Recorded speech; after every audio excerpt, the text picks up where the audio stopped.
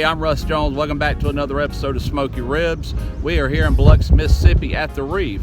And beside me here, I've got Toby Altman and his wife Kelly. They are here from Houston, Texas. And so we discussed a few days ago about meeting here and giving it a try. So here we are.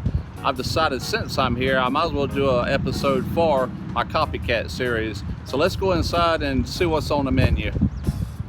I want to do this Mac Daddy Roni. Ooh, that's my second favorite thing too. You like cheese? Oh yeah. Oh, you got to for that dish. Let's do hush puppies. Want to do hush puppies? Yeah. All right. Now it's all on you.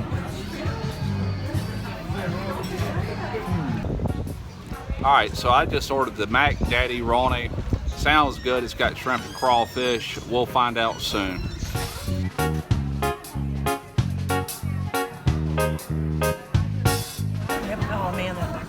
Ooh, that looks good. What do y'all got?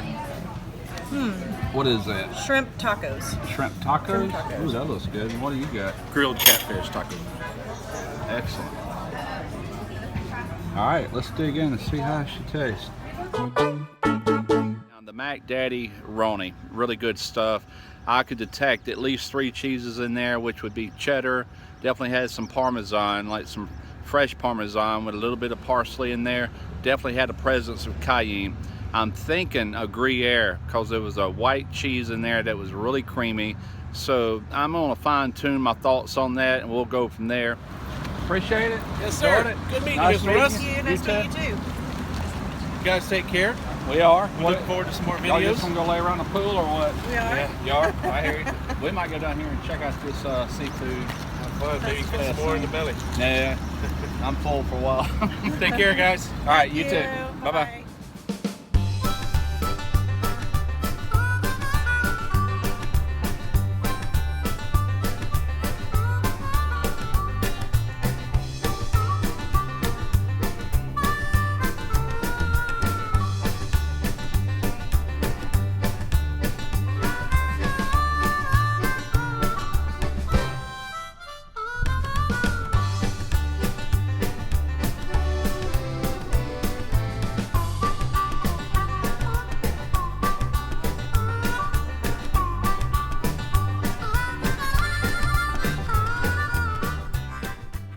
To start this Mac Daddy Roni, I'm melting in 1 stick of butter.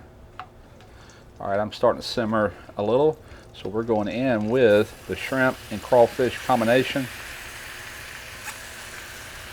I'm going in with some Jacobsen pure sea salt. This is a sea kosher type salt. Now this mac and cheese, it had some zest to it, and it had a little bit of fire to it, not overpowering, but we are going to season these with some cayenne, probably a good 1.5 teaspoons. What I'm doing now is I'm creating a roux for our mac and cheese, starting with 1/2 of a stick of salted butter. All right, I've got my fire all the way up because I'm also adding in 2 cups of cold milk. We're going to let all this come back up. It'll melt the butter, it'll warm up the milk. Also going in with 1/2 cup of half and half. All right, we're not quite melted yet. We're not quite up to heat, but I'm going to go ahead and add in some Worcestershire sauce. Roughly 1 tablespoon. This adds a really good flavor. And guess what? More cayenne. I would say another 1.5 teaspoons. We are up to a simmer. I'm going to cut my fire down to a low. We're going to add in 2 tablespoons of all-purpose flour, and what I'm actually using, which is an all-purpose flour, is Wondra. It's really good in sauces and it doesn't clump up. All right, I added around another 2 tablespoons of flour. That's just something you're going to have to look at. When you get a thickness about like what you got right here, it's bubbly, it's not real super thick, but it's got some body to it. That's where you want to hold it. We got cheeses going in next. We are at the thickness on the roux, or the bechamel, where I want to be. Now we're going to convert this to a Mornay by adding in some Gruyere. I just grated this. That's the best way to do it, is grate your own. Don't buy, which I've never seen pre-grated Gruyere, to be honest with you. I don't think you can find it. I'm gonna add in about half of that, that's roughly 7 ounces. We're gonna melt this in. Now this Gruyere is a mild flavor, very creamy, meltability is great on it, but it adds just a little bit of funk that I was detecting on that mac and cheese, and it pairs really well with a sharp cheddar, not an extra sharp, just a sharp cheddar, or even a mild non-sharp cheddar. It pairs really well. This will add that nuttiness and that little bit of funk to it. Another cheese you can use, if you can find it, that really pairs even better with cheddar, but it's very similar to a Gruyere. It's also made in Switzerland. It is the raclette, a Swiss raclette, but I can't find that in my area. I wish I could. I'd love to try it. All right, we're starting to get a nice creaminess going on there. So that is a total of around 14 ounces of Gruyere cheese.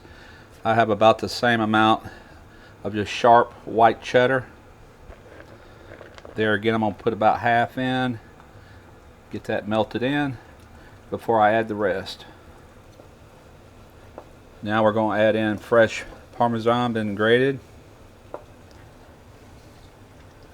This also is going to bring a unique flavor to this. It pairs very well with cheddar and also the Gruyere. Now the meltability of Parmesan is not all that great, but it will melt. Alright, so this sauce is looking really good, nice and creamy, the right thickness. What I'm going to add in now is the crawfish and the shrimp that have already been somewhat cooked and seasoned.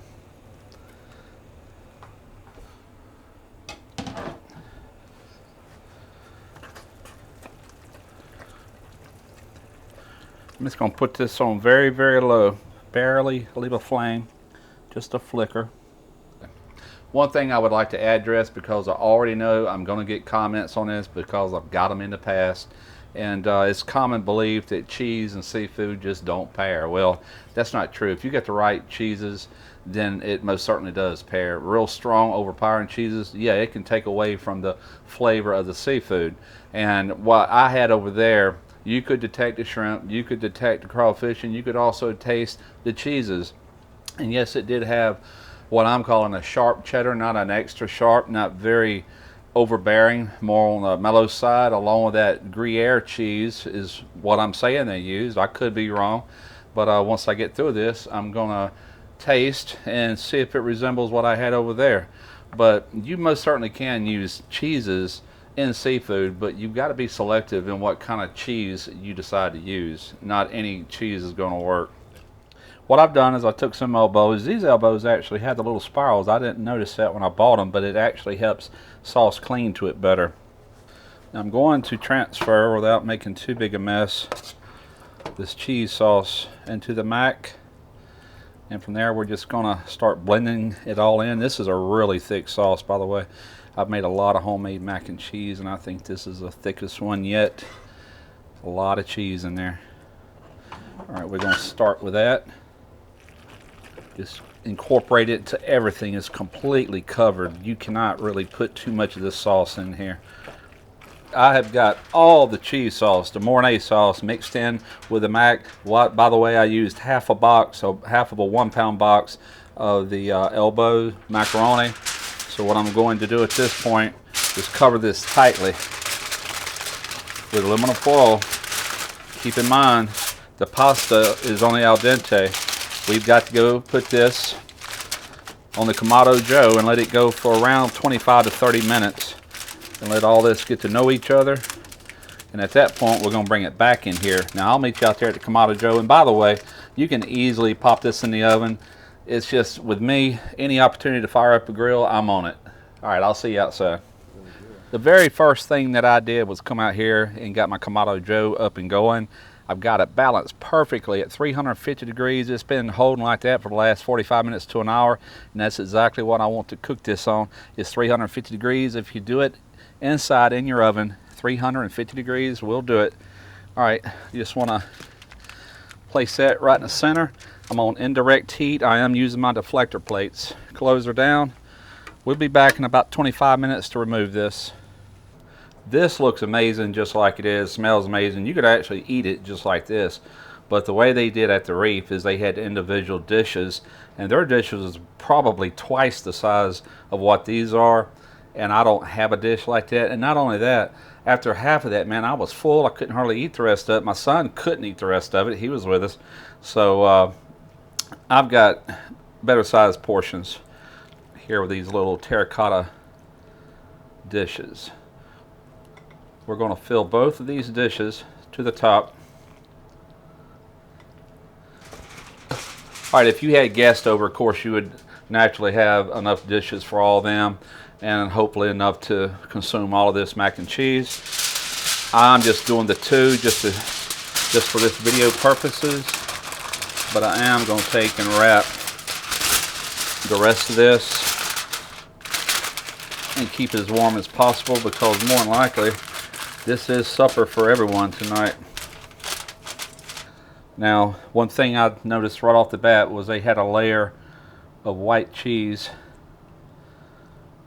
immediately under a yellow cheese. So this is more of the Gruyere.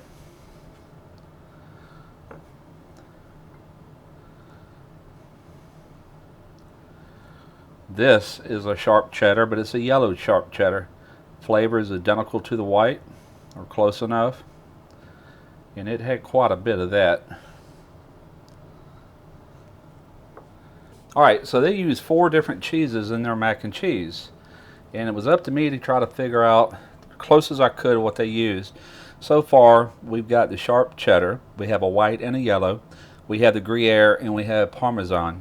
Well, in addition to that, on the top, they had like a Romano sprinkled across the top. On top of that, a little color with a little parsley. We're going back onto the Kamado Joe just long enough to melt this cheese. Alright, we are still holding around 350 degrees, which is ideal. These are oven safe. Terracotta. I'll check on these every few minutes just to make sure we don't overdo it. That is looking absolutely fantastic. I'm going to bring these in and we'll be doing a little taste here momentarily. Well, there ain't but one thing left to do, and that's to taste this and see if I come even remotely close to what I had there at the Reef 1 week ago. Well, I'll say one thing, it sure resembles it a lot. It's every bit as cheesy. It's got the white cheese under the yellow, just as I remember. But let's talk about flavor. Let me finish this and I'll get back to you. Just joking. Excellent mac and cheese. I wouldn't say it's identical to theirs. I think I used a little bit sharper cheddar than what they used. That's the only difference, but I love a sharp cheddar myself. So that's something you can play around with. But the creaminess of that Gruyere, I think I'm spot on with that. Definitely the Parmesan, the Romano, that's give or take right there. But all these cheeses together is making this a really, really tasty mac and cheese. Probably one of my best ones to date that I've actually made. And the seafood just makes it that much better. Let's see, there's this a crawfish. Let's go in for another one.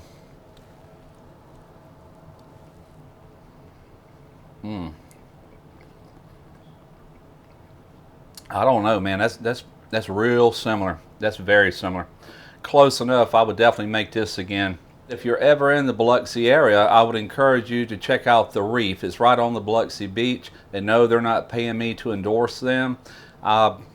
In this series, I'm going to be hitting a lot of different restaurants, and I'm not going to down mouth anybody, you know, but if it's really good, I'm going to let you know about it. I'd like to thank Toby Altman, if he's watching the video, and his wife Kelly for hanging out with us that day. Really enjoyed our visit, and I hope you enjoyed the video.